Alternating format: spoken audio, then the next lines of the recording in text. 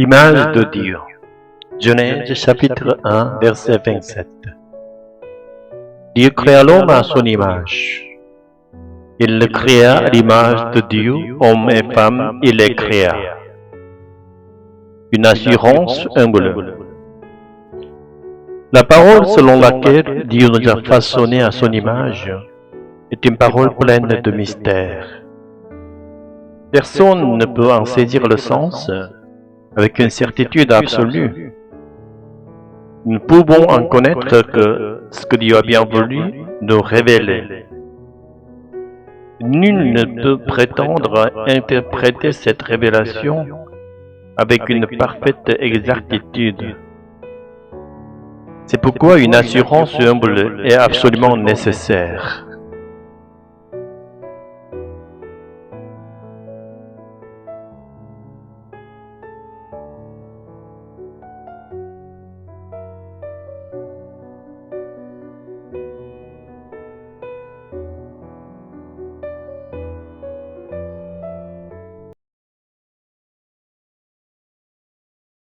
En réalité, l'assurance et l'humilité semblent être deux attitudes incompatibles.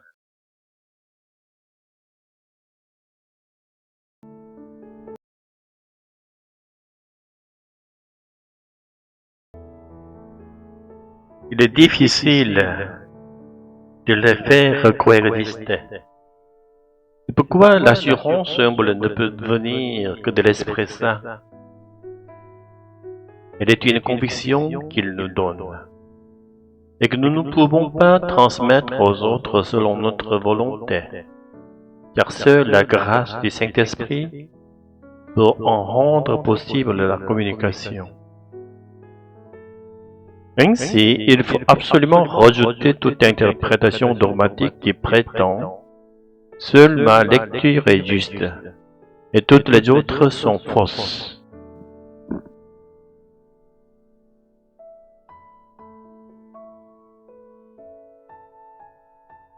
Et pourtant, nous avons besoin d'une conviction intérieure, car une connaissance sans conviction n'a aucun pouvoir pour transformer notre vie.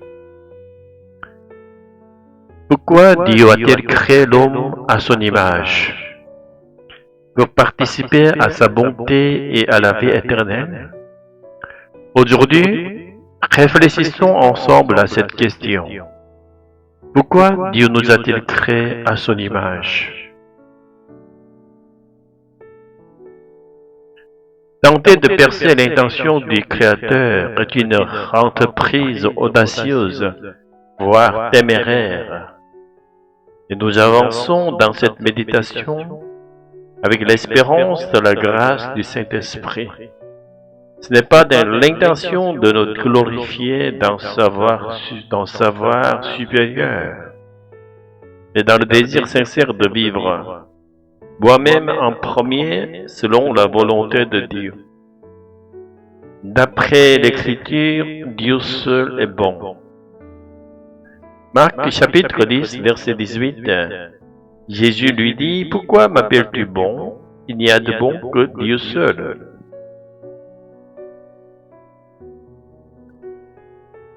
Jésus répond ici à un jeune homme qui lui demandait comment obtenir la vie éternelle. Ce jeune homme l'avait appelé bon maître, didaskalos aratos en grec, et Jésus commence par remettre en question cette appellation. Il ne renie pas ici sa propre divinité, mais met en lumière que le jeune homme ne le reconnaît pas comme Dieu, se contentant de le considérer comme un simple rabbin. Or, un rabbin, un homme, ne peut être qualifié de bon. Seule la bonté de Dieu est absolue.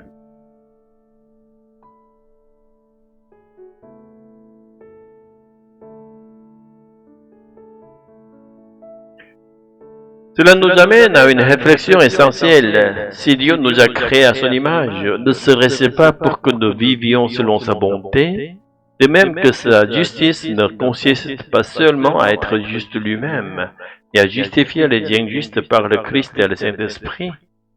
De même, sa bonté est créatrice. Elle transforme les méchants en hommes bons. Vivre selon la volonté de Dieu, ce n'est donc pas seulement recevoir de même une vie nouvelle et bonne, c'est aussi prier pour que la bonté de Dieu agisse chez ceux qui nous rencontrons.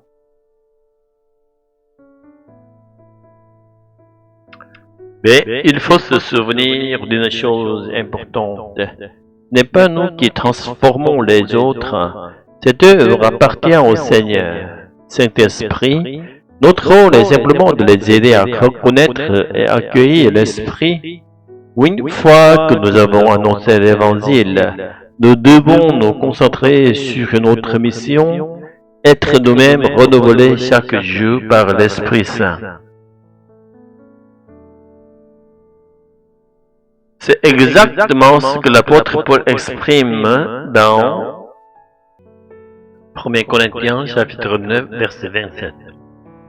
Je traite durement mon corps et je le tiens assujetti de peur d'être moi-même disqualifié après avoir prêché aux autres. L'imputation de la justice de Jésus. Savoir distinguer le bien du mal et comprendre ce qu'est le mal ne suffit pas. Cela ne nous permet ni de pratiquer réellement le bien, ni de faire partie du royaume de Dieu, où seul Dieu, parfaitement bon, peut exister. Par définition, aucun pécheur ni méchant ne peut entrer dans ce royaume. Si la bonté et la justice de Jésus nous sont transmises, c'est précisément pour que nous, pécheurs et méchants, puissions être accueillis dans le royaume des cieux. Pour utiliser une image empruntée à la médecine, si notre système spirituel réagit par un rejet, une sorte de réponse immunitaire contre la bonté et la justice de Jésus. Si la bonté et la justice de Dieu nous sont transmises, c'est précisément pour que nous, pécheurs et méchants, puissions être accueillis dans le royaume des cieux. Pour utiliser une image empruntée à la médecine, si notre système spirituel réagit par un rejet, une sorte de réponse immunitaire contre la bonté et la justice de Jésus, c'est-à-dire contre la présence du Saint-Esprit, alors nous ne pouvons pas recevoir ce don. D'un point de vue psychologique ou philosophique, on pourrait dire que nous avons la liberté de rejeter le Saint-Esprit. Il est possible que nous commettions ce que Jésus appelle le blasphème contre l'Esprit, sans même avoir conscience de la gravité de ce péché. Or, nous sommes déjà pécheurs, mais si en plus nous résistons au Saint-Esprit, alors toute possibilité de devenir juste disparaît. Il est vrai que la justice et la bonté de Jésus nous sont imputées par la foi, et cette vérité cache parfois une condition implicite. Nous recevons cette injustice en accueillant le Saint-Esprit par la foi. La foi est le seul chemin qui nous ouvre à l'Esprit. Il arrive souvent que l'on se méprenne sur cette vérité en pensant que notre volonté ou notre conviction personnelle suffisent à croire et que cela nous permettrait de recevoir la justice de Dieu. Et ce n'est pas ainsi que cela fonctionne. La vraie foi, c'est croire que le Saint-Esprit, une personne autre que nous, vient vivre en nous et avec nous. Et c'est cette foi-là qui nous fait participer à la justice de Jésus, nous transforme en juste et nous fait entrer dans la vie éternelle. Même si l'image de Dieu en nous a été déformée par le péché d'Adam, elle est toujours là.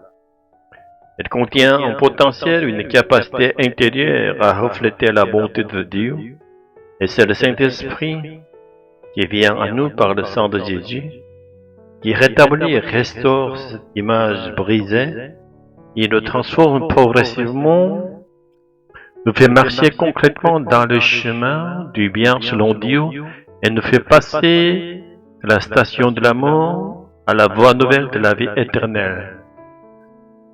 La raison pour laquelle Dieu nous a donné la raison et le langage des dons qu'il n'a pas accordés aux autres créatures,